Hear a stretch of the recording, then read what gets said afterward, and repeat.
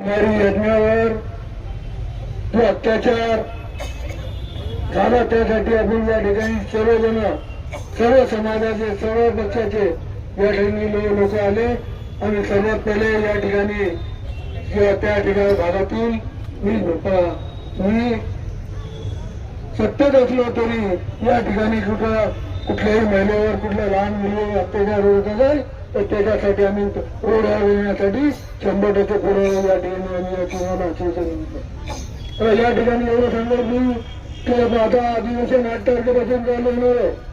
त्या ठिकाणी यज्ञाच्या अत्याचार झाला त्याच्या अन्यायावर त्याचा ज्यांनी अन्याय केला त्याला भरत शिक्षा लवकरात लवकर व्हावी यासाठी उज्ज्वल निकम सुद्धा वकील त्यांनी घ्या या ठिकाणी त्या ठिकाणी म्हणतो.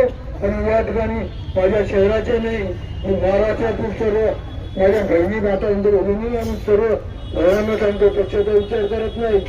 कारण की एखाद्या महिलेचं असं होत असेल त्याबद्दल लहान मुलीवर अत्याचार होत असेल अशा वेळेस त्यांना पोलीसमध्ये कंप्लेंट देण्याच्या पहिले त्याच्या अगोदर हातपाय तोडून टाका आणि नंतर आपण कंप्लेंट द्या. काय करायचं तर गुन्हा काय होत नाही.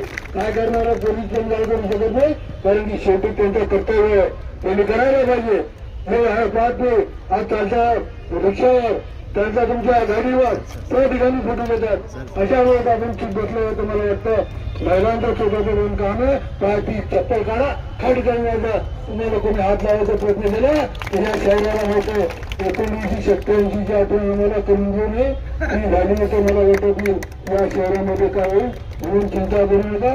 मी कुमारी यज्ञावर झालेलं अत्याचार आहे त्याला मी 100% आपल्या मंत्रालयामध्ये त्या ठिकाणी समोर उपोषणावर बसून त्याच्या न्याय मिळवण्यासाठी 100% प्रयत्न या ठिकाणी करणार आहे.